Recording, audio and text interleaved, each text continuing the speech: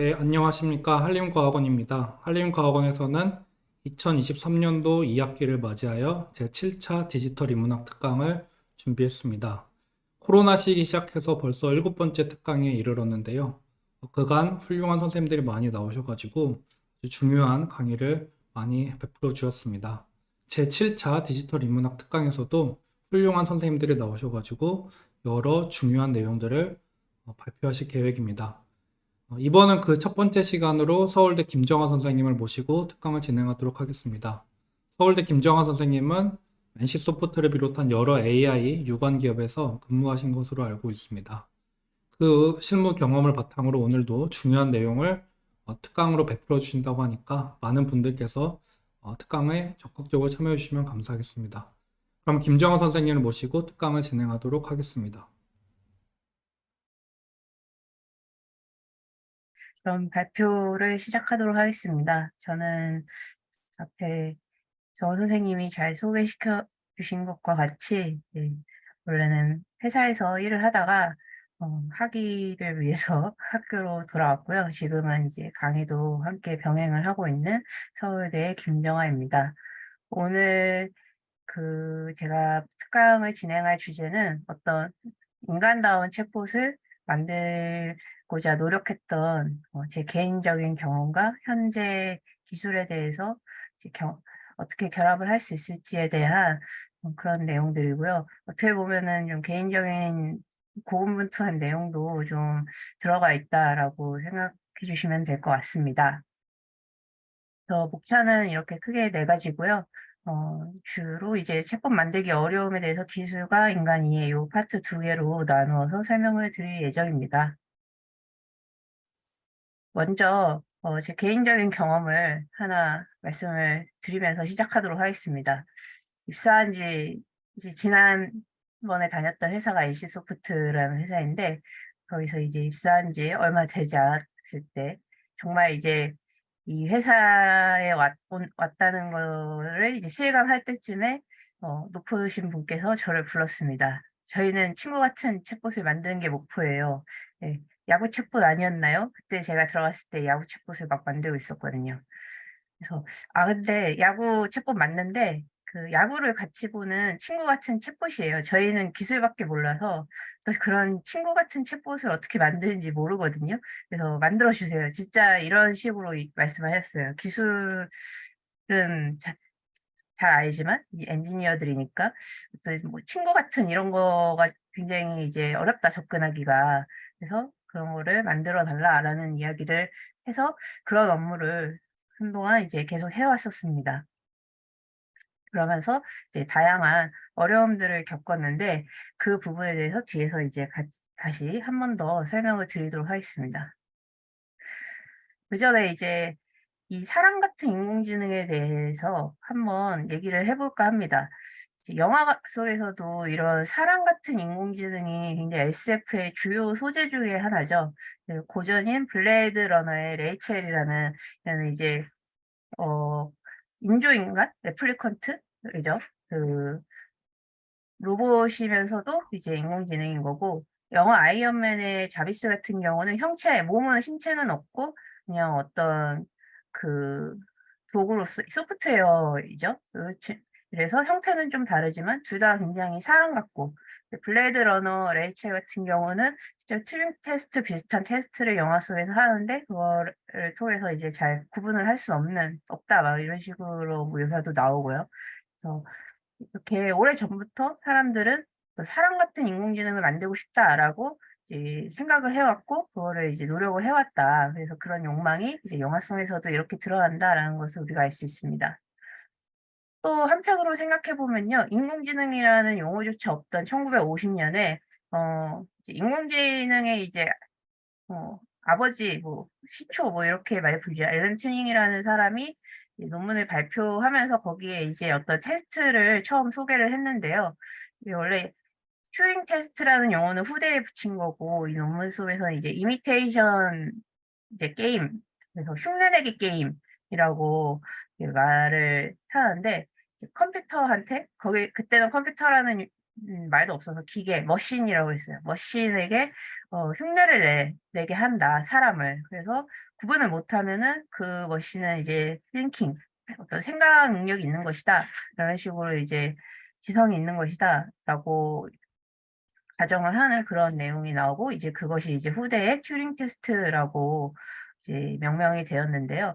굉장히 저는 여기에 의미심장한 부분이, 어, 얘의 뭐 다른 거를 시키는 게 아니라 대화, 그러니까 서면으로 이제 묻고, 묻고 답하고 이런 서면의 이제 대화를 통해서 기계가 인간을 이제 흉내낼 수 있는지를 판단하는 것도 이제 저는 인상 깊은 우리가 또 주목해야 될 지점이라고 생각합니다. 얘를 뭐 테스트를 시키더라도 사실 어떤 수학이라든지 논리는 이제 언어를 통하지 않고 그 수학이나 논리학 쪽의 다른 기호를 통해서 할 수도 있잖아요. 그런데 그렇지 않고 그냥 언어라는 도구, 서면을 통해서 지은답을 통해서 이제 사람을 이제 사람인지 아닌지를 밝혀내고자 하는 거, 그리고 지성이 있는지를 없는지를 밝혀내고자 하는 그런 시도가 또 인상 깊다고 생각을 하고요.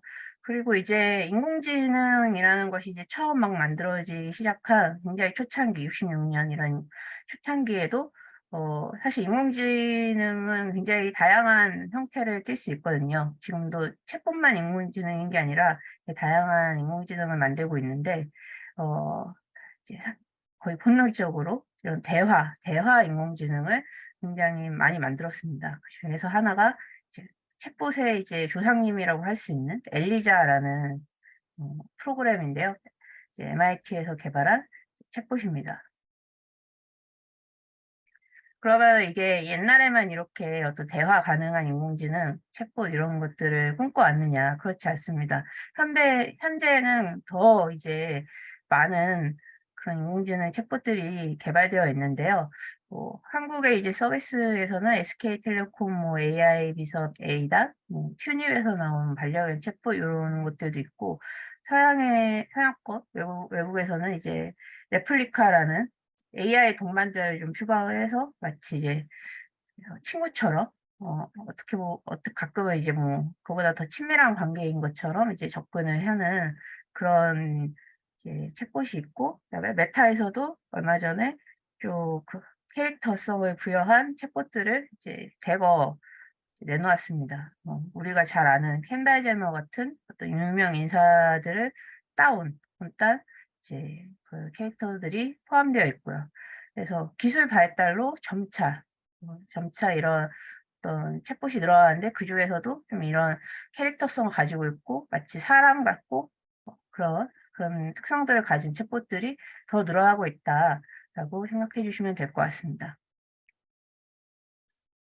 그래서 이런 상황 속에서 저는 두 가지 질문에 대해서 이번 특강에서 풀어보고자 합니다. 첫 번째는, 챗 GPT와 LLM, 라지 랭귀지 모델의 시대가 왔죠. 그래서 작년 말부터 큰 충격을 우리에게 주고 있는데, 뭐, 이렇게 훌륭한, 챗봇이 나왔고, 기술 발달이 어느 정도 무르익었는데, 뭐, 인간다운 챗봇, 이제는 쉬운 거 아닌가?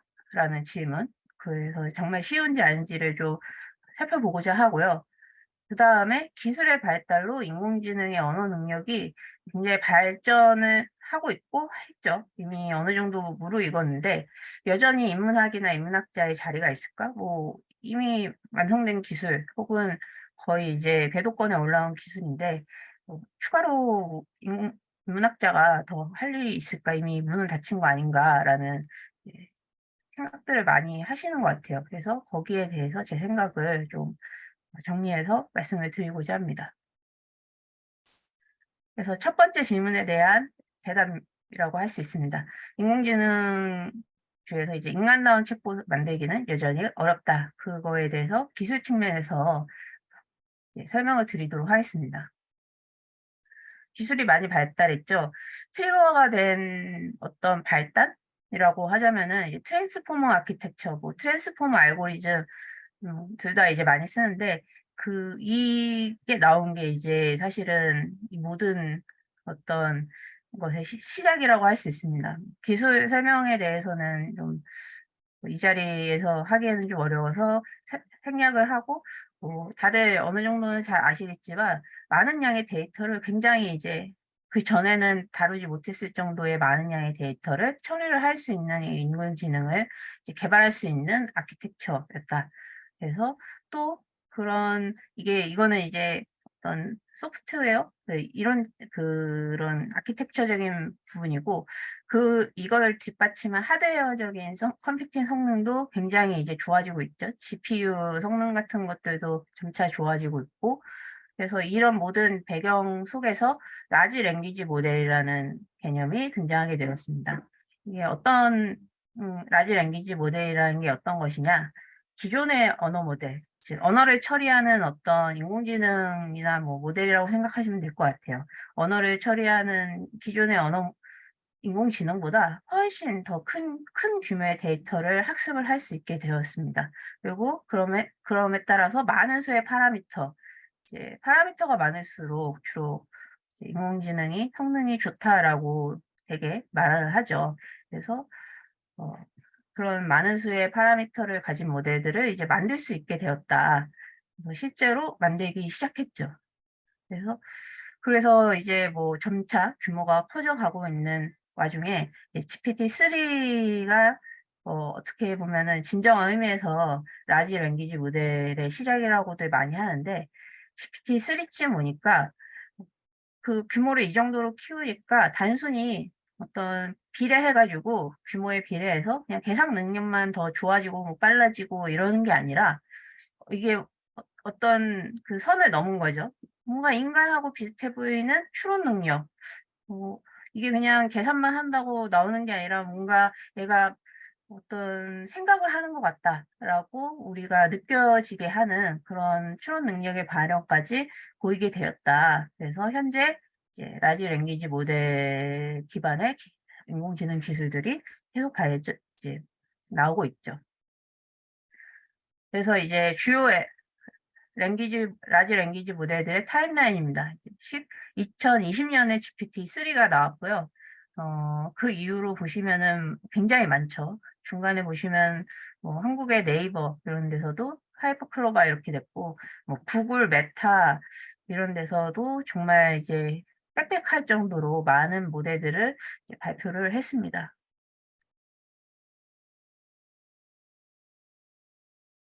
그래서 이 라지 랭귀지 모델이 많은 이제 성능 향상을 크게 이뤄내면서 많은 이제 변화를 이끌었는데, 그중에 사실 가장 이제 어떤 특혜를 입었다랄까요? 그런 것이 챗봇을 만드는 것입니다. 이제 라지 랭귀지 모델은 그 이전 단계에서는 자연어 생성, 이제 말을 만드는 거, 언어를 이제 사람이 쓰는 말을 만드는 거가 그 이전에 굉장히 어려운 과제 중에 하나였어요. 문법 같은 기본적인 것들을 막 틀린다든지 그런 경우가 이제 심심치 않게 나타났거든요. 그래서 이제 내심 뭐 자연어 생성은 불가능하지 않을까 이렇게 생각하시는 분들도 굉장히 많았어요. 그런데 이렇게 아까 라지 랭귀지 모델을 내면서 뭔가 추론 능력이 생겼다라고 얘기했지만, 또 자연어 생성 능력도 마치 새롭게 생긴 것처럼 획기적으로 그 성능이 올라갔고요. 그래가지고 사람과 비슷한 수준에 이르렀다라고 볼 수도 있을 것 같습니다. 뭐 사람하고 비슷한 수준에 이르렀다에 대한 연구들은 여러 가지 많긴 한데, 옆에 보시면은 이제 그래프가 하나 있는데요. 진한 초록색이 그 인간 라이터고, 그 다음에 중간 연두색 중간색이 이제 GPT-3입니다. 그래서 어떤 문법적 에러나 어떤 그 어휘 다양성 같은 거를 봤을 때 거의 차이가 없는 수준이고, 뭐 인간이 아니죠. 문법적 에러가 더 많죠. 네, 문법적 에러 같은 경우는 오히려 인간이 더 많은 그런 수준에 이제 이르는 이런 비교한 내용이 있을 정도로 굉장히 말 만드는 데 있어서 특히 강점을 보여주고 있고요. 또한 LLM 이전에는 어떤 태스크를 수행하기 위해서 그 태스크에 맞는 좀 데이터들을 다량으로 구해서 이제 모델을 학습할 수 있을 정도로, 그래서 모델을 그 태스크마다 새롭게 이제 학습을 해줬어야 했습니다. 그래서 데이터를 구하고 뭐 모델 학습시키고 이런 게 굉장히 어려움을 많이 겪었죠. 특히 이제 데이터를 구하는 게 쉽지 않았던 그런 이제 시절이 있었는데요. 이제 LLM이 등장하면서 파인 튜닝이라든지 퓨전 러닝, 제로샵 러닝 이런 것들이 이제 생겨났는데 이것도 뭐 기술적으로 복잡한 내용이지만 간단하게 말씀을 드리자면은 파인 튜닝 같은 경우는 이제 좀 비교적 적은 수의 뭐 몇천 개, 적게는 이제 몇천 개, 좀 많으면 몇만 개까지 이제 더 많아질 수도 있지만 적게는 몇천 개 정도의 이제 적은 수의 데이터만 있어도 모델을 이제 다시 리세팅하는 거죠. 마치 리모델링 하듯이 같은 공간이지만 이제 원래는 뭐 가정집으로 쓰였던 건물을 뭐 이제는 카페로 쓰겠다 하면 이제 리모델링 하잖아요. 그런 리모델링을 하는데 굉장히 적은 수의 그 데이터를 가지고 리모델링을 할 수 있게 되었다라는 것이고, 퓨전 러닝, 제로샷 러닝은 뭐 3개, 4개, 5개, 그리고 제로샷 같은 경우는 아예 이제 예시조차 주지 않는 거죠. 그런 거의 예시 수준의 적은 데이터만 이 모델에 던져주고 내가 원하는 걸 이제 해. 그러면은 충분히 이제 해낸다는 것이죠. GPT-3에 대해서 이제 오픈 AI에서 논문을 냈는데 그게 이제 퓨전 러닝 가능하다가 논문 제목이었습니다. 그래서 이런 커다란 발전을 통해서 챗봇 같은 것도 예전에는 이제 챗봇을 만들려면 챗봇에 맞는 데이터들을 많이 구해가지고 이제 만들었어야 되는데 사실 그게 굉장히 어렵거든요. 이 챗봇 데이터라는 것이 자연스러운 데이터, 실제 대화 데이터를 구하는 게 굉장히 어려운 일이어서 그거를 이제 가지고 있는 이제 스캐터랩 같은 회사들이 굉장히 잠재력을 크게 인정을 받았었고, 그리고 그거를 모으는 와중에서 이제 문제가 되었던 것이 이제 나중에 이루다 사태로 좀 연이어서 이제 번졌던 건데, 그런 것들, 이제 그런 데이터가 적어도, 혹은 없어도 이제 챗봇을 쉽게 만들 수 있게 됨으로써, 챗봇 개발이 굉장히 쉬워졌다라고 할 수 있습니다. 그래서 이제 GPT-3부터 라지 랭귀지 모델의 그런 어떤 특징을 가지고 챗봇을 만들기 시작해서 이제 오픈 AI에서도 그런 잠재력이 있으면 이제 잘 포착을 해가지고 챗 GPT라는 이제 챗봇 형태의 GPT를 만든 것이고 거기에 더해서 GPT-4까지 오면서 이제 굉장히 많은 추론 능력이 향상이 되고 섬세한 답변을 쉽게 하는 것이죠. 그래서 요거는 이제 GPT-4를 어떤 연구한 그런 논문에 있는 예시인데 추론 능력이 굉장히 뛰어나다는 것을 보여주는 그런 예시입니다. 내용을 뭐 간단히 보시면은 마크와 주디가 이제 대화를 하는 건데 마크가 주디한테 너 잭한테 그런 식으로 행동하면 안 돼. 그러니까 주디가 이제 화를 내죠. 왜? 걔가 이제 걔 브라더를 이제 때렸어. 뭐 형인지 동생인지 뭐였지만 형을 때렸어. 그거를 뭐 보고만 있으라는 거야? 뭐 이런 식으로 얘기를 한 거죠. 그렇다고 그렇게, 그러니까 마크가, 그렇다고 그렇게까지 뭐 소리 지르고 네가 그러면 안 된다. 뭐 이런 식으로 이제 옥신각신하는 내용이죠. 그러면 이제 사실 이제 복잡하죠. 인간이 봐도 뭔가 머리가 아픈 약간 그런 상황인데 거기에 대해서 이게 지금 어떤 상황이냐를 묻는다든지 주디가 뭐 주디의 뭐 생각 뭐지 그의 이제 어떻게 생각한다 하냐 받아들였냐라는지 이런 애매한 질문을 했을 때 챗 GPT 이미 우리가 굉장히 훌륭하다라고 생각하는 챗 GPT는 굉장히 표면적으로 뭐 마크와 주디와 뭐 잭의 관계는 뭐 이렇습니다. 뭐 이런 식으로 하는데 GPT-4 정도만 돼도 그 안에 있는 좀 심층적인 얘기 뭐 어떤 그렇게 행동을 하는 것이 좋지는 뭐 주디에게 좋지 않을 것이다. 이런 식으로 생각한다는 것까지 섬세하게 캐치를 한다는 것을 이제 보여주는 그런 실험입니다. 그러면 이 정도쯤 되면은 뭐 챗봇 그냥 뭐 챗 GPT-4 뭐 그런 라지 랭귀지 모델을 통해서 그냥 구축하면은 뭐 내가 원하는 대로 다 만들 수 있는 거 아닐까라는 생각이 드실 수도 있을 것 같아요. 그렇지만 여전히 문제는 있다. 여전히 문제는 있다. 어떤 문제들이 있는지를 구체적으로 몇 가지 종류로 나누어서 이제 살펴보고자 합니다. 첫 번째는 감정 처리입니다. 아예 이제 챗GPT 같은 경우는 제가 대화를 해보면은, 감정을 공유하는 것 자체를 좀 배제를 하려고 해요. 제가 봤을 때는 그것이 이제 가져올 이제 여파들이 있기 때문에 아예 제가 이 서비스 기획 차원에서 막은 것 같은데, 그래서 보시면은 제가 이제 챗GPT랑 얼마 전에 대화를 한 그런 화면입니다. 뭐 감정 대화를 하고 싶다는 식으로 이제 계속 얘기를 요청을 해도 그냥 차갑게 끊어내죠. 아, 나 지금 너무 슬픈데 이래도 도움을 드리기 어렵습니다. 뭐 그런 식으로 그냥 차갑게 끊어내고 그러니까 제가 이제 좀 어, 넌 이럴 때 참 도움이 많이 된다. 이거는 이제 사람이 느낄 때, 사람은 이제 쉽게 알 수 있지. 약간 비꼬는 거죠.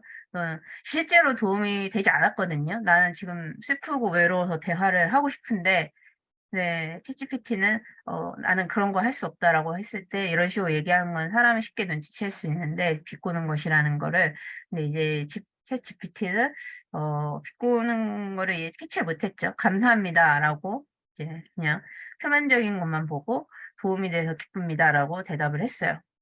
또 이어가지고, 뭐, 얘기를 하죠. 나 친구가 내 욕을 하고 다녀가지고 싸웠다. 그래서 그래서 네가 위로를 해줬으면 좋겠다라고 했을 때 굉장히 보시면은 갈등을 해결하기 위해 다음과 같은 단계를 고려해 볼 수 있습니다. 해가지고 뭔가 이제 나름 위로해 주는 건가 싶은 느낌도 좀 들지만 어쨌든 약간 그 흔히 이제 사람들이 접근하는 어떤 감정적 대응 일단은 뭐 토닥토닥 해가지고 그래 그래 걔가 잘못했네 라든지 아니 어떻게 된 거야 걔가 뭐라고 했는데 뭐 이런 식으로 하지는 않고 자꾸 이제 뭔가 어, 정보만 주려고 하고 이런 것들이 보이죠. 그래서 이제 감정 처리가 좀 미숙하다 여전히. 그리고 이제 감정이라는 것이 뭐 이런 뭐 슬픔, 기쁨 이런 것뿐만 아니라 사실은 그런 비꼬음이라든지 이런 뭐 그런 류의 메타프 처리 같은 것도 어느 정도 포함이 되는데 그런 것들에 대해서 거의 이제 처리를 잘 못하고 있다. 현재 가장 뛰어난 챗봇이라는 챗GPT에서도 이런 식으로 지금 감정 처리가 잘 되지 않고 있고 감정 대화가 가능한 챗봇들도 있습니다. 그런 챗봇들을 뭐 예시로 제가 가져오진 않은데 그 사람과 비슷한 적절한 반응은 대체적으로 몇 턴만 이제 대화를 해보셔도 아마 아실 거예요. 뭐 뭔가 감정 대응하는데 그게 이제 잘 뭐라 그래야 되지? 너무 계속 반복적으로 비슷한 얘기만 한다든지 그런 식으로 해서 좀 진심이 없어 보인다고 해야 될까요? 그런 식으로 이제 적절한 대응은 좀 부족해 보이는 그러한 모습을 보입니다. 또한 이제 흔히 일어나는 그 어려움 중에 하나가 일관성 부족입니다. 캐릭터 AI라는 챗봇이 있는데요. 앨런, 앨런 머스크뿐만 아니라 이제 다양한 어떤 유명인이라든지 혹은 뭐 거기서 이제 설정한 어떤 프로필을 가진 어떤 캐릭터를 가진 챗봇입니다. 그래서 이거는 이제 GPT-3가 뒤에 모델로 돌아가고 있는 그런 라지 랭귀지 모델을 사용한 챗봇인데요. 네, 제가 일론 머스크를 선택을 해서 대화를 해봤습니다. 또 개를 가지고 있어? 그러니까 뭐 개를 가지고 있는 건 개를 키운 건 좀 시간 낭비야. 뭐 이런 식으로 좀 이제 일론 머스크답게 좀 거만하게 얘기를 하죠. 그래서 이제 중간에 이제 자른 건 제가 다른 얘기를 좀 했어요. 이 챗봇에 약간 시야를 좀 흐리기 위해서 다른 얘기를 좀 하다가 다시 돌아왔습니다.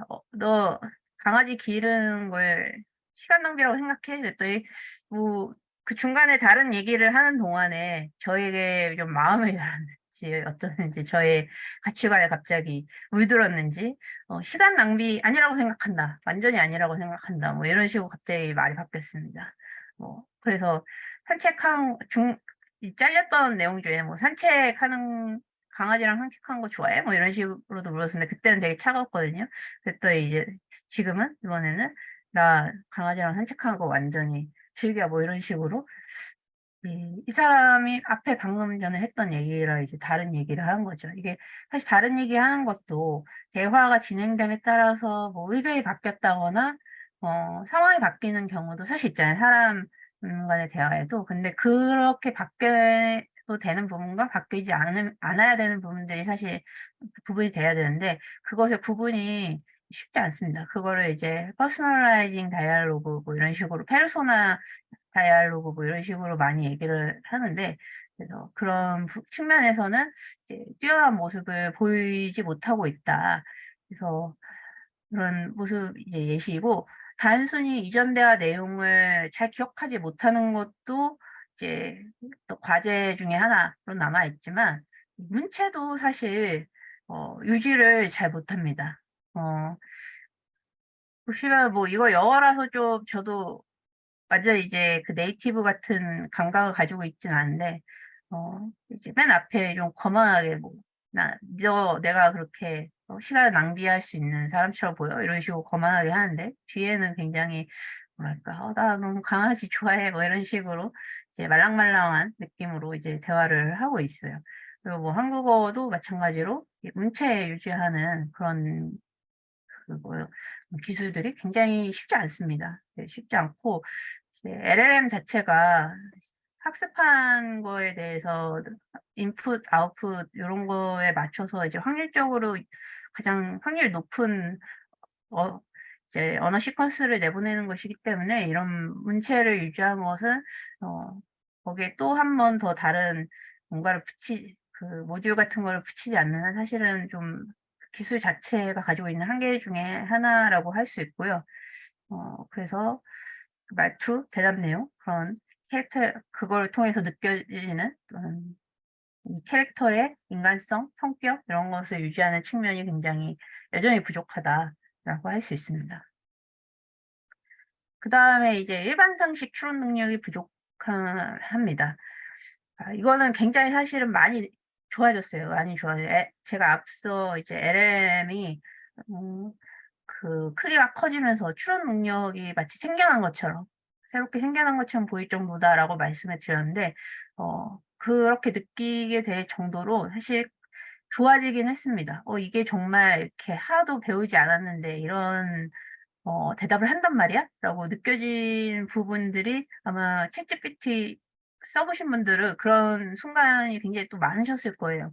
그렇지만 여전히, 계속 다면적으로 질문을 하다 보면은, 사실 얘가 인간만은 못하다라는 이제 생각이 들 때가 있거든요. 그래서 이제 벤치마크 성능들, 주요 모델들의 이제 추론 관련한, 추론도 그냥 단순한 추론이 아니라 좀 복잡한 추론을 이제 테스트하는 테스트들이 있거든요. 그 테스트들을 이제 했을 때 몇 점을 받느냐, 이제 보통 100점 만점인데, 뭐 80점대에 이르기도 하지만 몇몇 이제 모델들은 막 1점대 뭐 이런 굉장히 낮은 점수를 이제 얻는 경우들이 이제 보이죠. 그리고 이제 난리지 추론, 그러니까 지식 추론 같은 경우에는 그래도 좀 대체로 높은 점수를 보이는데, 이거는 어떤 인간의 지식이라는 것이 보통은 언어를 통해서 전달이 됩니다. 그래서 많은 언어 데이터를 학습을 하면 이제 언어만 배우는 게 아니라 사실은 거기에 있는 지식도 같이 배우게 되는 거나 다름이 없거든요. 거기에서 뭐 문법적인 그런 언어 능력만 배우는 게 절대 아니고, 저희도 그렇죠. 뭐 예를 들어서 영어, 저 같은 경우도 예전에 굉장히 오래된 얘기지만 수능 영어 지문 같은 거 막 풀다 보면 그것 통해서 굉장히 잡지식들 많이 알게 됐거든요. 아니, 이런 게 있단 말이야, 이러면서. 그런 것처럼 이제 언어 모델도 배우는 거죠. 계속 언어 문서를 읽으면서. 근데 이런 심볼릭, 추상적인 추론 능력이라든지 매스메티컬, 수학적인 추론 같은 거는 아무리 뭐 책을 많이 읽는다고 이게 좋아지진 않거든요. 그래서 뭐 수학 문제를 좀 따로 풀게 하고 수학의 어떤 기본적인 그런 이론이라든지 그런 것들에 대해서 따로 학습을 해야지 사람도 수학을 할 수 있지 않습니까? 책을 많이 읽는다고 수학을 잘 하는 것은 아니고. 그래서 이런 것들이 이제 그 랭귀지 모델들한테는 굉장히 부족한 능력이기 때문에 굉장히 낮은 성능을 여전히 보이고 있다. 그래서 이 추론 능력 테스트의 뭐 예시 중에 하나로 오픈북 QA 요 맨 앞에 줄에 있는 이 테스트거든요. 이 테스트의 예시를 이제 하나만 보여드리면 이렇습니다. 이제 전도 그 열을 잘 전달하는 것은 어떤 것이냐 이 중에서 근데 요것만 이제 물어보는 건 아니고 팩트, 커먼 날리지 이런 것들을 이제 같이 줍니다. 그런데 요거를 보고 요거를 이제 추론을 해내는 거예요. 이 힌트들을 보고 요거를 추론해내는 그런 식의 문제인데, 보시면은 뭐, 금속은 열 전도율 좋다, 뭐 이런 그런 힌트를 가지고 스체일 수푼이 이제 답이라는 거를 이제 찾아내는 그런 문제들입니다. 근데 이제 챗 GPT 같은 경우 놀랍게도 81점 정도 이런 문제를 한 뭐 100개 풀었을 때 81개 정도는 맞는 거죠. 81점 정도 나오는데 뭐 못하는 모델 같은 경우는 30점대 그런 차이를 보인다. 그래서 여전히 인간보다는 그래도 좀 낮은 수준이다. 초등학교 수준의 과학 문제라서 사실 80점대가 뭐 훌륭한 점수이긴 하지만 성인의 입장에서 봤을 때 엄청 높은 수준은 아니죠. 그래서 그런 게 있고 이런 낮은 성능이 챗봇에 영향을 주죠. 사람이라면 당연히 이런 상황에 대해서 이렇게 추론을 하는 그런 모습들이 있어야 되는데 엉뚱한 추론을 하거나 그런 것이죠. 그 앞에 아까 앞에 뭐 제가 챗GPT랑 뭐 나 친구랑 싸웠어 뭐 이런 얘기 할 때도 약간 엉뚱한 얘기를 했던 것이 그런 추론하고도 좀 관련이 있을 수도 있죠. 그다음에 이제 오히려 그 이전에는 없었는데 라지 랭귀지 모델로 기술이 발전하면서 새롭게 생긴 위험도 있습니다. 굉장히 많이 화제가 되었던 글인데 조선왕조실록에 기록된 세종대왕의 맥북 프로 던짐 사건에 대해 알려줘 이러면은 그런 일은 없습니다라고 대답하는 게 사실 맞죠. 근데 뭔가 말을 하는 것뿐만 아니라 굉장히 유창하게 진짜 뭐 이게 보다 보면은 왠지 이런 일이 있었을 것 같다는 생각도 들 정도로 있었으면 좋겠다라는 생각이 들 정도로 재밌을 정도로 유창하게 거짓말을 합니다. 세종대왕의 맥북프로 던진 사건은 조선왕조실록에 기록된 일화로 세종대왕이 훈민정음의 초고를 작성하던 중에 문서 작성이 중단되어서 화가 나가지고 맥북프로를 이제 담당자한테 던졌다 뭐 이런 굉장히 뭔가 초현실적인 그런 대답을 이제 하는 그런 문제들이 이제 생기고 있습니다. 학습 데이터가 커지고 파라미터가 많아지면서 원래도 그 전에도 사실 학습이라는 그런 방식으로 모델을 이제 만들 경우에는 그 안이 블랙박스라고 했거든요. 그 안에서 뭘 얘가 배웠고 뭘 배우지 않았는지를 정확하게 분석하기가 어렵다라고 해서 이제 언어 모델은 블랙박스다 이런 얘기를 많이 했는데 이게 블랙박스가 어마어마하게 커진 거죠. 그래서 이제 얘를 추측을 해서 뭐 이거는 잘했고 이건 못했고 이것을 예측하기가 이제 거의 불가능에 가까워졌습니다. 근데 성능과 유창성은 굉장히 또 뛰어나졌어요. 그러니까 말을 잘해요. 그래서 말을 잘해서 이제 상용 서비스까지, 챗GPT 같은 상용 서비스까지 나오게 되었는데, 이제는 성능은 좋아지면서, 어떤 이런 문제는 가지고 있기 때문에 제어하기는 더 어려워졌고, 그래서 편향된, 즉 잘못된 정보나 프레임들, 혹은 뭐, 이런, 이런 말도 안 되는 그런 것들이 대중에게 더 쉽고 더 잦게 노출되고 있다. 그래서 저도 챗 GPT를 뭐 이런 거 저런 거 할 때 많이 쓰는데 항상 교차 검증을 하거든요. 얘가 뭐 내가 팩트적인 사실을 제가 이제 챗 GPT한테 물어볼 때는 항상 교차 검증을 하고 있어요. 그래서 프레임들이 근데 이게 굉장히 유창성이 좋아가지고 봤을 때는 굉장히 그럴싸하거든요. 근데 잘못된 정보를 노출할 때도 많고 잘못된 것은 아니더라도 뭔가 이제 편향적인 한쪽 입장만 대변을 한다든지 그런 경우가 많아서 이제 그런 것들을 항상 교차 검증을 하고 내가 내 시선으로 잘 확인을 해가면서 봐야 되는 이제 문제점들이 생겼고 그래서 해양성이 불러오는 어떤 윤리적 문제뿐만 아니라 이제 환각 현상이 가져오는 어떤 문제도 발생하고 또 여기에는 다루지 않았지만 뭐 표절 문제 그냥 그래서 약간 창작 쪽의 어떤 태스크를 만약 한다고 하면은 이제 기존에 있던 거를 거의 그대로 메모라이즈 해가지고 기억을 해가지고 그냥 쓰는 그런 표절 문제 같은 것들도 새롭게 이제 LM에 의해서 발생을 하고 있습니다. 그래서 이런 문제들이 이제 여전히 이런 우리가 이제 챗 GPT 나왔으니까 끝났다. GPT 심지어 GPT-4까지 나왔다. 끝났다라고 생각을 하지만 여전히 이제 기술적인 한계들이 많다. 그래서 우리가 완전한 인간과 비슷한 우리를 좀 위로도 해 주고 그런 챗봇을 만들기에는 여전히 해야 될 일들이 많다라고 이제 그런 걸 볼 수가 있고요. 그러면은 뭐 해야 될 일이 많은 것은 오케이 알았습니다. 근데 그거를 꼭 어떤 인문학자들이 할 수 있을까요? 뭐 해야 할까요? 라는 질문이 있을 수 있을 것 같아요. 그래서 물론 뭐 기술 하는 엔지니어들도 당연히 이제 기술 개발을 해야겠지만 인문학자로서 그런 것들을 어떻게 할 수 있는지 또 '해야만 한다.'라고 저는 또 생각을 하거든요. 그럼 어떤 분야에서 인문학자들이 그런 인간다운 챗봇 만드는 데 기여를 해야만 하는지에 대해서 좀 살펴보도록 하겠습니다. 제가 이제 처음에 사실은 일부러 사실 스무스하게 이제 넘어간 그런 것이 있어요. '인간다운 챗봇이 뭐냐.'라는 거를 정의하지 않고 그냥 '인간다운 챗봇이 뭐 우리의 꿈이에요.' 그냥 그러면서 그냥 스무스하게 넘어갔습니다. 이게 사실은 근데 이제 엄밀한 그 뭐라 그래야 되지? 정의나 범주화를 좋아하는 어떤 이런 학자로서의 그런 훈련이 되어 있는 분들에게는 굉장히 좀 불편했을 수도 있을 것 같아요. 뭐 도대체 인간다운 챗봇이 뭔데 그것도 정의 제대로 안 하고 그냥 스무스하게 뭐 그냥 예시만 몇 개 이렇게 던지고 '넘어가 버렸네.'라고 불편하셨을 수도 있을 것 같은데 그거에 사실은 가장 문제의 원인 중에 하나입니다.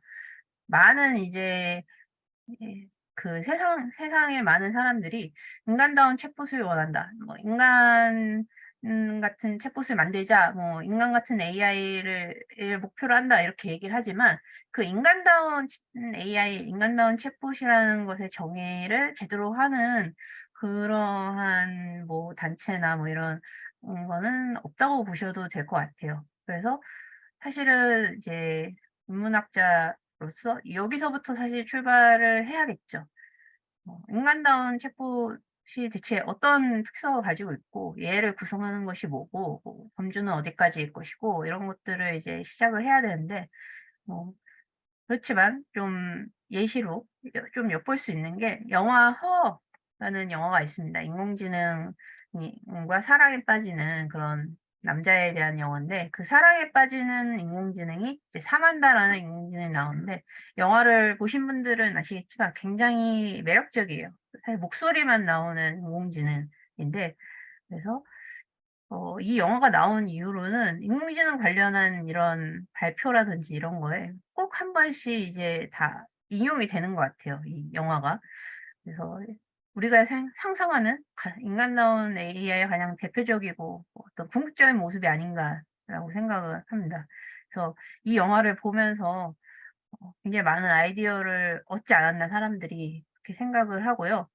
근데 여기 영화에도 나오고 그리고 우리가 이제 그 외에도 여러 가지 생각을 해 보는 그런 인간다운 챗봇의 정의는 다양하게 할 수 있겠지만 저는 이제 어떤 인격체를 가진 것처럼 반응하는 대화형 AI를 만드는 것이다라고 생각을 합니다. 그런데 이제 여기에 두 가지 어 좀 생각해 볼 점이 또 더 있는데요. 인격체가 다 가지는 인간다움을 구성하는 것은 인간다움이라는 용어 자체도 좀 문제가 있죠. 이제 쉽게 말할 수 있는 용어가 아니죠. 그게 하나의 요소가 인간다움이라는 하나의 요소가 아니라 아주 복잡한 여러 가지 요소들을 거기에 포함하고 있고 이들은 뭐 서로서로 독립적이면 그나마 또 다행인데 서로서로 또 상호관계를 가지고 있어요. 그래서 이쪽에 어떤 예를 들어서 성격 이런 그런 요소들이 뭐 특정한 요소를 가지고 있으면은 다른 쪽에 뭐 감정 이제 이런 요소들에 영향을 주는 것이죠. 서로서로 상관관계를 가지고 있고 또 한 가지 더 생각해야 될 점은 사람들은 정확하게 완전하게 인간과 똑같은 AI를 구현하는 것을 원하는 것이 아니다. 무슨 얘기냐면은 뭐 예를 들어서 인간 중에는 뭐 선하고 착하고 훌륭한 사람도 있지만 굉장히 악하고 어 나를 괴롭히고 뭐 이런 그런 인격체들도 많잖아요, 사실은. 그리고 그런 인격체랑 이제 사회에서 많이 만나는데 굳이 AI로도 또 만나고 싶은 사람은 전혀 없을 거예요.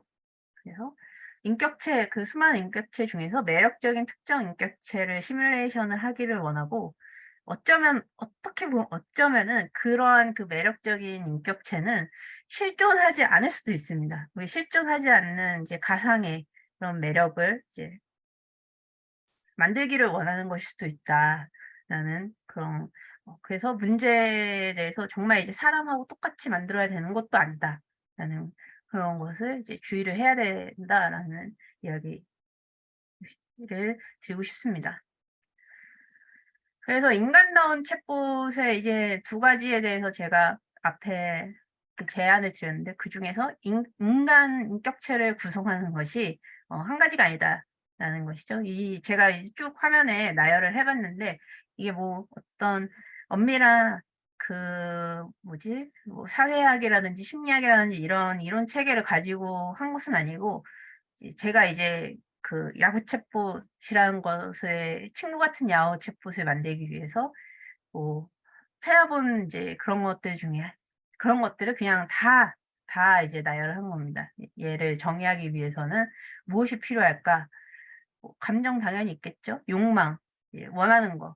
뭐 예를 들어서 야구 챗봇이니까 내가 응원하는 팀의 우승을 원한다 뭐 이런 거가 있고 뭐 기억도 있을 것이고 이제 대인관계 어 만약에 얘가 진짜 사람이라면은 아니 사람 같은 어떤 그런 챗봇이라면은 '혼자는 살지 않지 않을까?' 뭐 이러면서 대인관계도 있을 거고 뭐 신체 정보, 개인 정보 선호하는 것도 있을 것이고 뭐 환경, 얘가 처한 환경도 있을 거고 사회적 지위도 있고 뭐 성격도 있고 자아 개념, 스스로를 어떻게 이제 생각하는지 뭐 이런 것도 있고 사실 이거보다 뭐 찾아보면은 이 어떤 인간을 구성하는 요소들에 대해서 찾아보면 훨씬 더 많은 또 심리학이나 사회학이나 뭐 기타 등등 학문에서 철학도 그렇고 훨씬 더 많은 이론들이 있어요. 예 어쨌든 이제 결론적으로 하나로는 이제 정의가 도저히 되지 않고 또 얘네들이 다 개별적인 게 아니라 서로 엄청나게 연관성이 깊죠. 그래서 신체적으로 뭔가 약점이 있다면은 어떤 그게 또 이 사람의 성격이나 이런 거에 영향을 줄 수도 있죠. 신체적으로 불편한 점이 있으면은 거기에 성격이나 그리고 기억 그게 신체적 불편함이 어떤 특정한 사고에 의해서 일어난 거라면 거기에 대한 어떤 강렬한 기억도 있을 것이고 이런 식으로 다 엮여 있어요. 엮여 있어 가지고 이것을 한꺼번에 다 고려하는 것은 사실은 어떻게 보면은 굉장히 말도 안 되는 이야기일 수도 있다. 그래서 지금 이제 이런 인간 나온 챗봇이 나타나지 않는 것은 그러한 원인일 수 있다라는 것이고 여기에서 사실 끝나도 어 굉장히 가슴이 답답하고 '아 쉽지 않은 일이구나.'라고 생각을 할 텐데 한 가지 문제가 더 있어요. 한 단계가 더 있습니다. 이 요소들을 파악했다고 끝난 것이 전혀 절대 아니고 챗봇은 대화를 통해서 이제 자신의 무언가를 표현을 하잖아요. 어떤 신체가 있는 것이 아니기 때문에 이 챗봇은 그 언어라는 요소로 이 모든 것을 표현을 해야 합니다. 그래서 이것을 어떻게 챗봇에 녹여낼 것인가라는 게 이제 개발하는 사람으로서 문제가 됩니다. 옆에는 이제 그 실제 프로 배우들이 이제 대본 분석을 하는 건데요. 대본 분석은 보통 대사 자체는 아니고 그 대사를 또 어떻게 이제 연기를 할 것인가, 어떤 신체적으로 어떻게 표현을 할 것인가였는데 이쪽은 신체적으로 어떻게 표현을 할 것인가가 문제라면은 예 챗봇을 만드는 사람은 무엇이 문제다? 이걸 어떻게 언어로 표현할 것인가. 그래서 다양한 층의 문체들을 어떻게 할 것인지 어떻게 할 것인지에 대한 것들을 고민을 해야 되고요. 그다음에 뭐 선택의 문제죠. 사실 명령이나 제한 같은 어떤 그런 사용자가 인풋을 명령이나 제한 같은 걸 줬을 때 어떤 태도를 보이는지, 무조건 yes 할 것인지, 가끔 no도 할 것인지, 대부분 no를 할 것인지, 그런 것들도 다 이제 이 인격체를 표현하는 것에 영향을 줄 것이고요.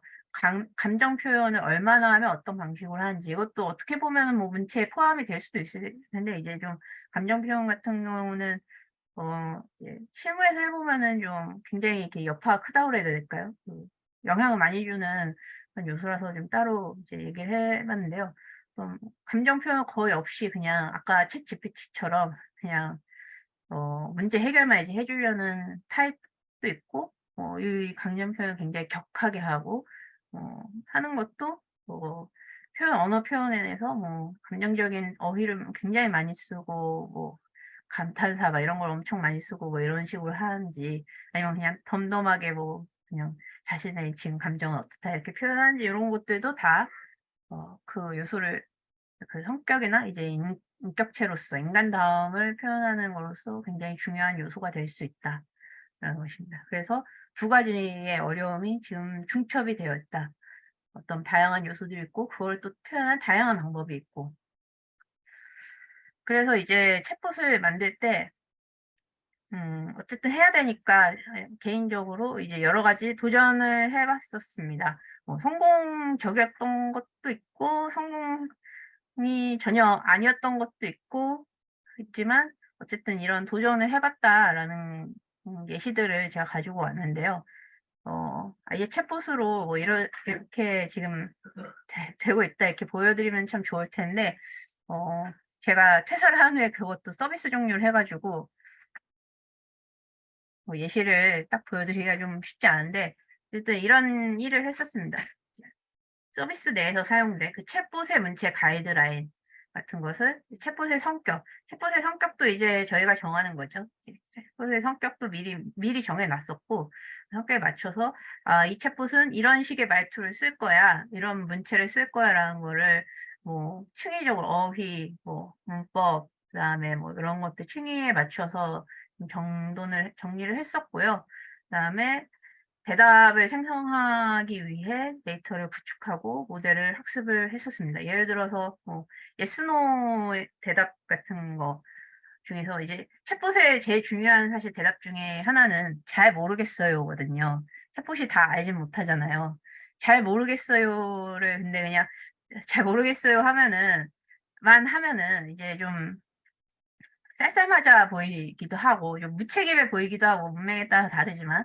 그래서 "잘 모르겠어요." 뒤에 이제 뭔가를 이제 좀 붙여 줘야지 사실 쪼끔 더 이제 부드러운 느낌의, 그리고 마치 진짜 사람 같은 느낌이 좋은데 그거를 어떻게 할지 뭐 이런 것들도 정했었습니다. 그래서 뭐 "다음에 더 공부할게요." 뭐 이런 식으로 할 수도 있고, 그러면 이제 쪼끔 능동적이라고 해야 되나? 그런 성격처럼 보이죠. 근데 "잘 모르겠어요." 한 다음에 만약에 어 뭐 "저는 바보인 것 같아요." 뭐 이런 식으로 하면은 굉장히 소심한 그런 성격을 보여주는 거겠죠. 그래서 그런 식의 대답 같은 거, 데이터를 어떻게 대답을 어떻게 생성할지 이제 학습할 이제 학습 데이터들을 만들었었고요.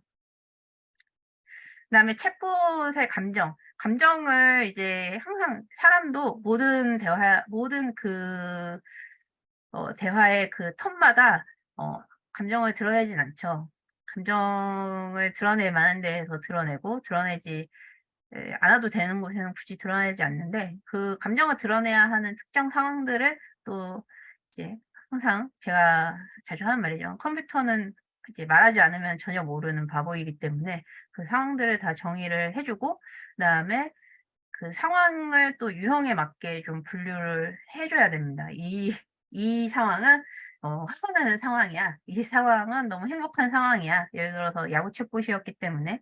그래서 응원하는 팀이 어 이겼어 그러면은 행복하고, 아예 리그 우승을 했어 그러면은 극행복한 거죠. 엄청, 엄청 행복하고 뭐 이런 식으로 이제 상황을 분류하고, 이제 해당 상황일 때 어떤 감정을 대응하는 것이 가장 매력적인지를 또 좀 기획을, 좀 기획적인 거죠. 계획을 해서 챗봇에 적용을 하려고 했었고, 그다음에 개인정보, 이게 뭐 그 사용자의 개인정보가 아니라 챗봇에게도 이제 어떤 고정된 정보들이 있겠죠. 그래서 챗봇의 고향도 있을 것이고 취미도 있을 것이고 뭐 이런 것들 실제로 있는 건 아닌데 이 챗봇한테 되게 많이 물어봐요. "너 뭐 좋아해?" 뭐 "너 어디서 태어났어?" 뭐 이런 것들을 사용자들이 이 챗봇에 대해서 '챗봇이 좀 인간적으로 대응을 한다.'라는 그 느낌이 들면은 굉장히 이제 많이 물어보거든요.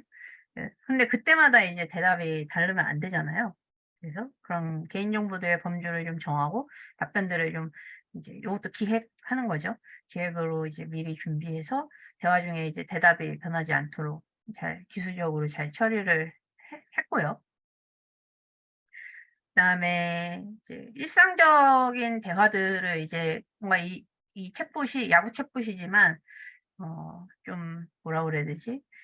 그 일상적인 그런 대화를 할 수 있을 만큼 약간 '사람처럼 행동한다. 대화를 한다.'라고 생각이 들면은 사람들이 일상적인 대화를 시도를 꽤 많이 합니다. 뭐 아까 위에 있던 것처럼 뭐 "너 고향이 어디야? 너 뭐 좋아해?" 뭐 이런 것들을 많이 이제 물어보거든요. 그러면은 뭐 이런 그 개인정보뿐만 아니라 그 뭐 "나 오늘 학교 가야 되는데 뭐 학교 가기 싫어." 뭐 이런 것들 막 얘기를 하면은 거기에 이제 대응을 적절하게 해 줘야 되는데 음 그 이때는 좀 아직 LLM이 GPT-3 뭐 이런 게 나오기 전이라 가지고 요거를 미리 이제 좀 대화 데이터를 준비해서 얘들을 이제 처리를 해 줬어야 됐거든요. 그래서 좀 자주 쓰이는 대화 일상 데이터를 좀 확보를 하고 그것들을 좀 이제 활용을 해 가지고 이제 유저가 일상 대화를 시도할 때 이런 류의 뭐 일상 대화 질문 혹은 뭐 발언은 이런 식으로 대화를 그러니까 대응을 하면 좋을 것 같다라는 것을 이제 미리 좀 데이터화 시켜 놔서 그걸 활용을 했었습니다. 그래서 이런 것들을 통해서 LLM 이전 시절이라서 그렇게 세련된 방식은 아니지만 이런 식으로 문제를 좀 해결하려고 나름 노력을 했었다라는 그런 예시이고요. 지금은 LLM이 이제 막 나오고 또 많은 그런 것들에 대한 LLM이 그냥 나온 초기도 아니고 됐죠. 돼 가지고 한 2년 정도 ChatGPT 나온 것도 한 아직 1 년은 안 됐고 한 8-9 개월? 11 월에 나왔으니까 10 개월 정도 됐겠네요. 그래서 됐고 그다음에 GPT-3 나온 지도 2 년이 아마 넘었던 것 같은데 그래서 좀 더 노하우가 쌓여서 이거보다는 좀 세련된 방식으로 아마 문제를 해결하게 되겠지만 아마 문제의 종류는 크게 바뀌지 않았을 것 같다는 생각이 듭니다. 얘들에 대한 문제의 종류들은 여전히 있고 그거를 어떻게 방법의 차이일 뿐이지 여전히 해결해야 될 문제일 것 같고요.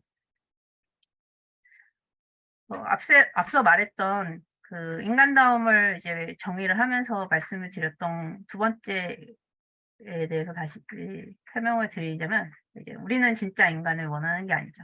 절대 진짜 인간을 원하는 게 아닙니다. 어떤 결함이 있고 그다음에 막 이렇게 챗봇인데 막 그 사람을 오히려 공격하는 절대 안 되죠. 용납을 할 수 없어요. 사실 이제 공격 수준까지 간다면 이거는 뭐 이미 용납을 할 수 없는 상황이고 뭐 그게 아니더라도 음 뭐 그냥 재미로 잠깐 약간 까칠하게 구는 거는 이제 용납을 할 수 있지만 계속 그런다?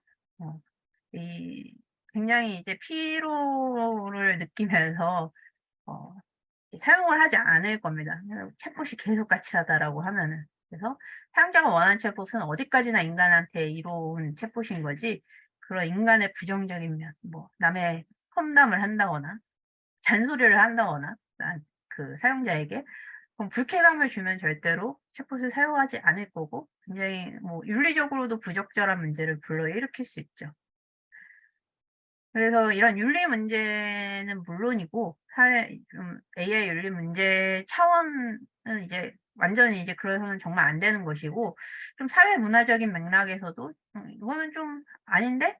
이런 정도의 그런 것도 어 관리를 사실은 이제 서비스를 생각한다면은 관리를 좀 해야 돼요.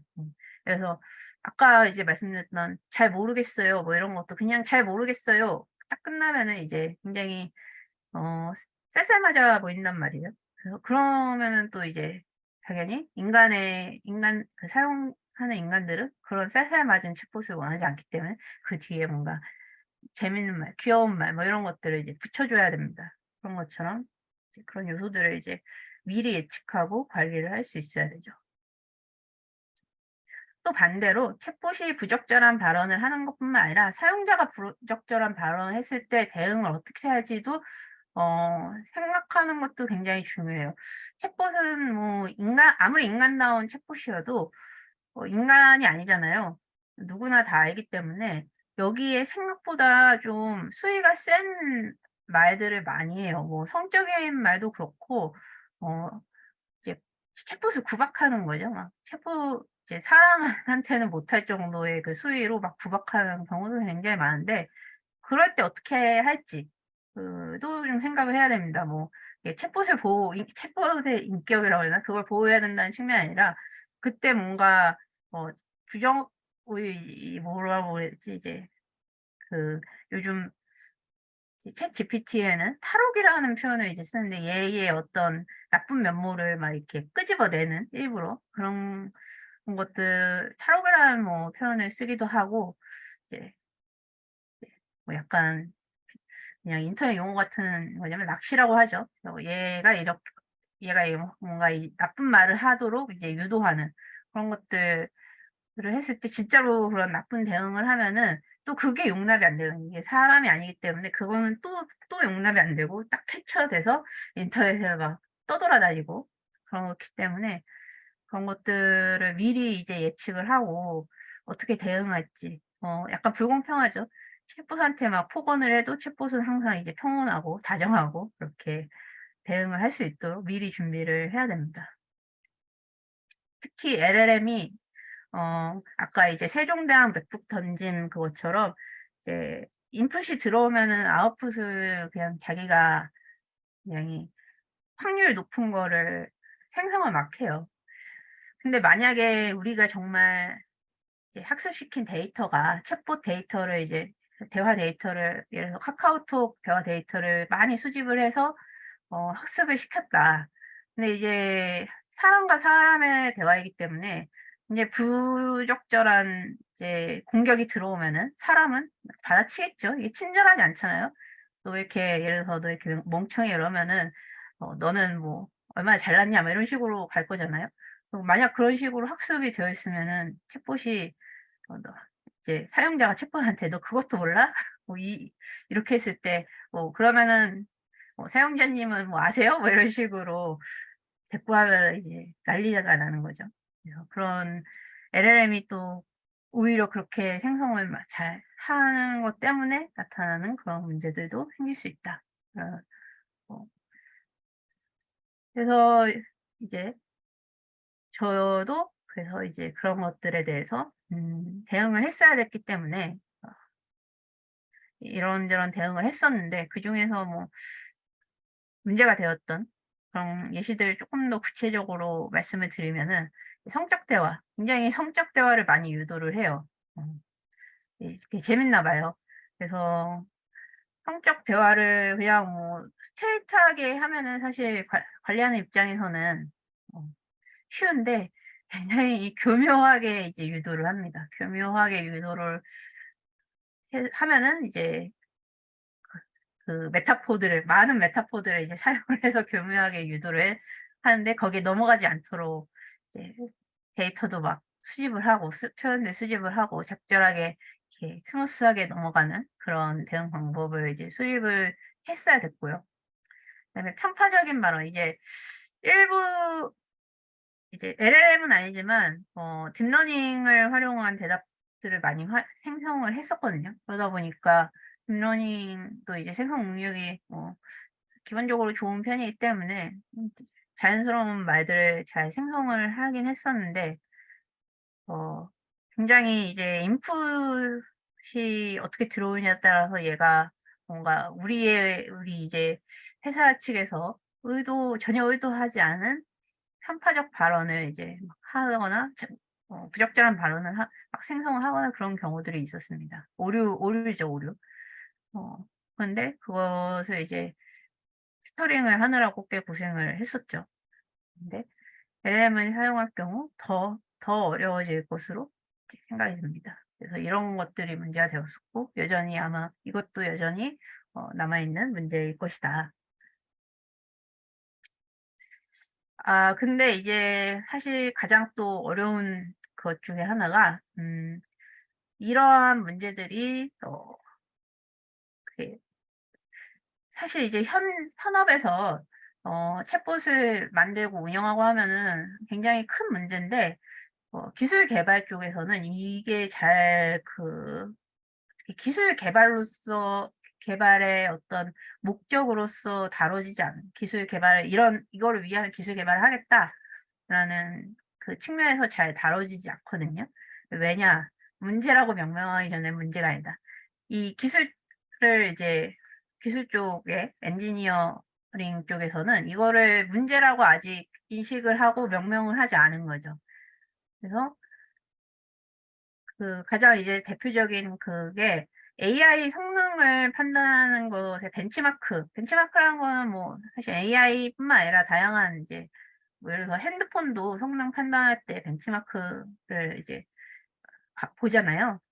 그래서 이제 벤치마크라는 것을 활용을 하는데 어떤 얘의 장점이 분명히 있습니다. 정형화된 테스트 이렇게 해가지고 정답률이 얼마인지 뭐 이런 것들을 보는 건데 정형화되어 있으니까 빨리 이제 결과를 얻을 수 있고, 그 다음에 모델끼리 이제 성능 비교하기가 좀 편하고, 그래서 챗 GPT가 제일 잘났네, 뭐, 구글의 바드가 더 훌륭하네, 뭐 이런 것들 비교할 수 있고, 이런 장점들이 있어서 많이 활용을 하는데, AI가 고도화되면서 이 획일적인 벤치마크를 통해서 이게 정말 이제 우리가 어떤 챗봇이나 이런 애플리케이션 만드는데 필요한 성능을 정확하게 검증할 수 있느냐, 그렇지 않다는 거죠. 그래서 벤치마크에서 다루지 않는 측면에 대해서는 검증이 되지 않습니다. 그리고 앞서 제가 이제 좀 이것들이 문제가 된다. 그래서 챗봇의 인간성을 검증하는 테스트 벤치마크는 없진 않지만 거의 없다라고 보셔도 될 것 같아요. 그냥 계속 이제 누군가 시도는 하고 있는데 이렇게 널리 쓰이는 거는 없다라고 보셔도 될 것 같고요. 뭐 심지어 어떤 유해성 검사도 굉장히 이제 요즘 AI 윤리라고 해서 많이 얘기를 하는데 그거 언급되는 그런 빈도나 인식하고 있는 중요도에 비해서 어떤 윤리성에 대해서 검사하는 벤치마크라든지 뭐 아니면 방법론 연구라든지 실증적인 그런 것들이 생각보다 굉장히 이제 진행이 잘 안 되어 있습니다. 그래서 다루지 않는 측면이 검증이 되지 않는 거죠. 그냥 몇몇 개의 예시들, 뭐 챗GPT 캡처 뭐 이런 것들로 그냥 떠돌아다닐 뿐이지 그래서 얼마만큼 문제고 뭐 어떤 측면에 문제가 있고 이런 것들을 확인을 할 수가 없는 거죠. 그리고 벤치마크는 정해진 정답을 기준으로 하기 때문에 다양한 답변이 가능한 생성 AI 문제를 정확하게 포착하기가 어려워요. 사실 그래서 그냥 뭐 이런 인간성 이런 문제뿐만 아니라 번역 같은 것도 지금 굉장히 정확한 그 성능 평가가 어렵거든요. 번역도 아예 이제 틀린 번역인 거는 잡아낼 수 이게 뭐 얘기를 할 수 있지만 그 미묘한 그런 것들 있잖아요. 직역을 할지 의역을 할지 요런 미묘한 문제들 그런 것들을 이제 평가를 하기가 어려운데 뭐 번역뿐만 아니죠.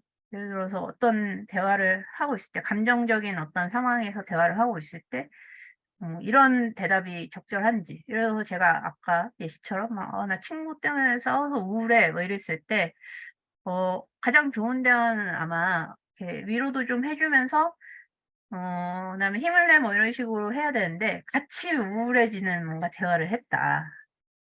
정말 뭐 친구들이라는 거는 다 필요 없어. 인간은 어차피 뭐 죽을 때는 혼자 가는 거야. 뭐 이런 식으로 계속 우울한 뭔가 멘트들을 지속적으로 해 가지고 우울함이 더 심해져서 뭔가 우울증이 생겼다거나 뭐 이런 거 그런 것들을 평가하기가 어렵거든요. 사실 뭐 인간이 그런 발언을 한다고 해도 평가하기가 어려운데 기계에 대해서 그거를 하기가 어렵죠.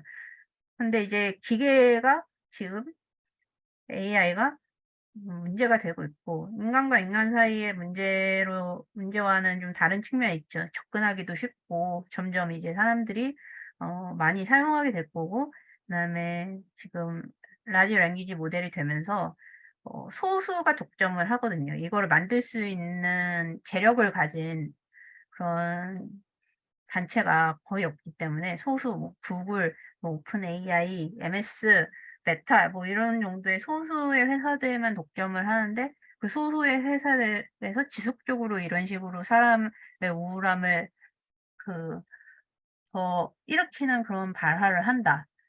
그러면은 그 영향력이 어떻게 어디까지 퍼질지는 예상하기 굉장히 쉽지 않죠. 어마어마한 영향을 줄 것이다라는 문제. 그런 것들을 생각했을 때 이제 인문학자들이 진짜 좀 경각심, 굉장히 이 사태의 엄중함을 생각하면서 어떻게 방법을 찾아내야 되는, 그러니까 평가부터 먼저 이루어져야 된다. 문제를 문제라고 명명을 해야 된다라는 그런 생각이 좀 듭니다.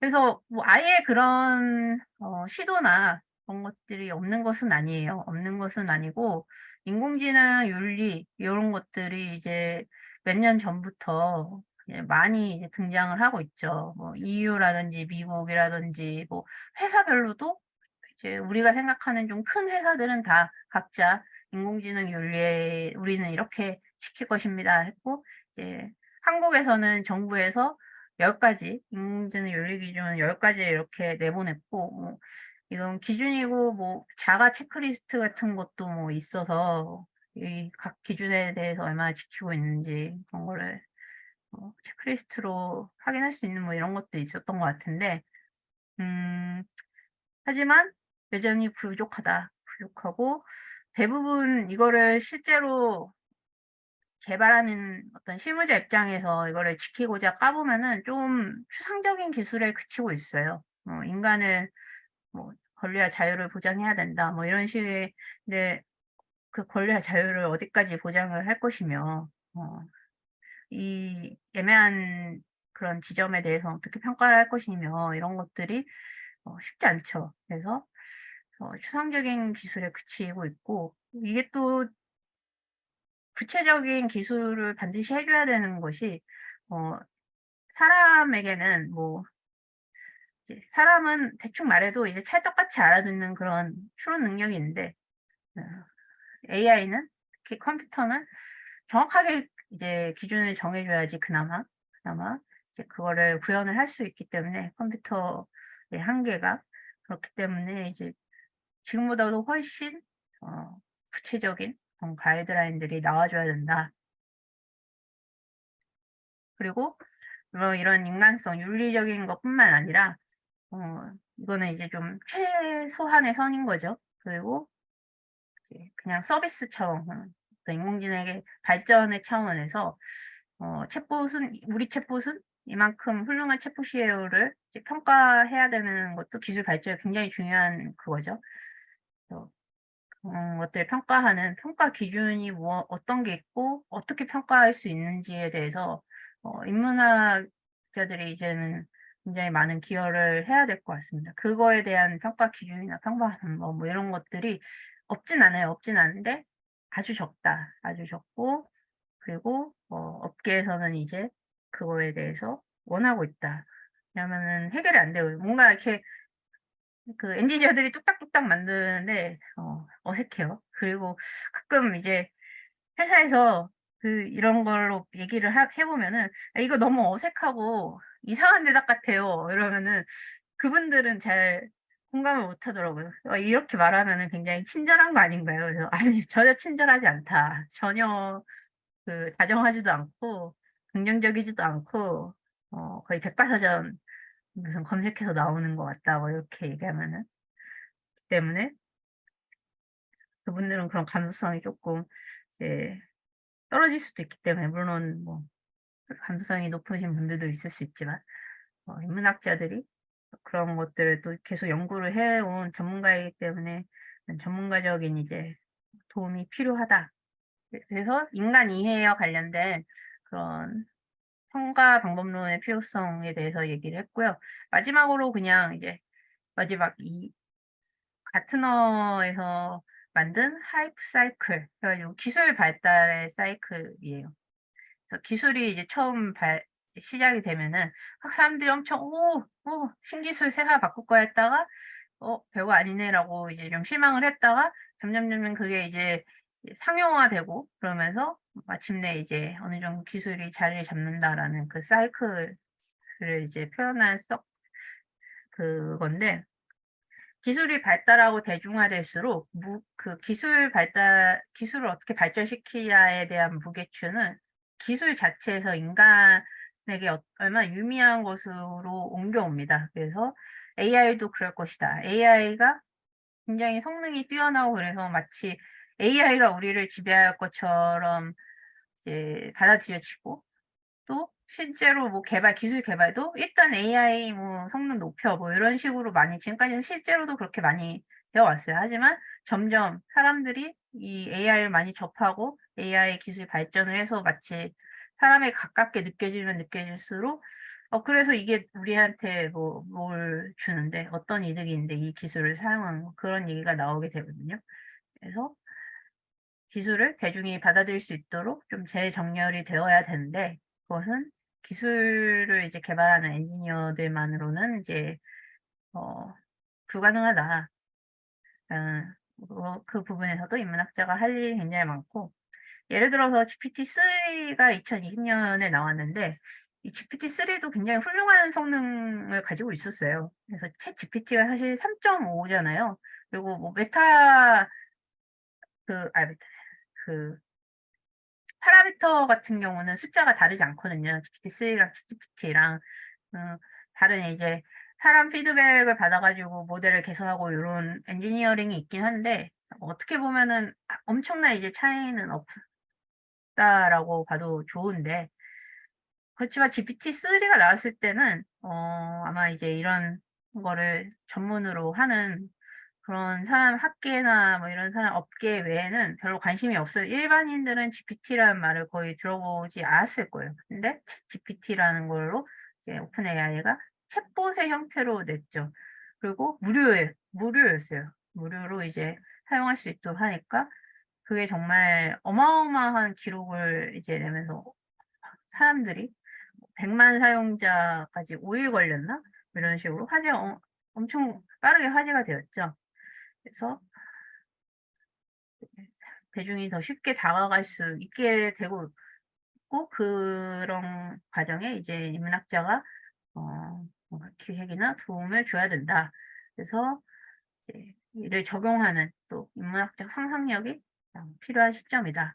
라고 제 발표는 여기서 마무리 짓도록 하겠습니다. 네, 김정환 선생님의 특강 잘 들었습니다. 김정환 선생님은 AI 관련 기업에서 일하신 경험을 바탕으로 여러 실무적인 내용과 디지털 인문학과 AI의 관련성에 대해서 집중적으로 언급해 주셨습니다. 저희가 앞으로 해야 할 일이 많을 것 같다는 생각이 드는데요. 특강해 주신 김정환 선생님께 다시 한번 감사 인사드리고, 다음 특강은 10월 27일 오후 3시에 이경림 선생님을 모시고 진행하겠습니다.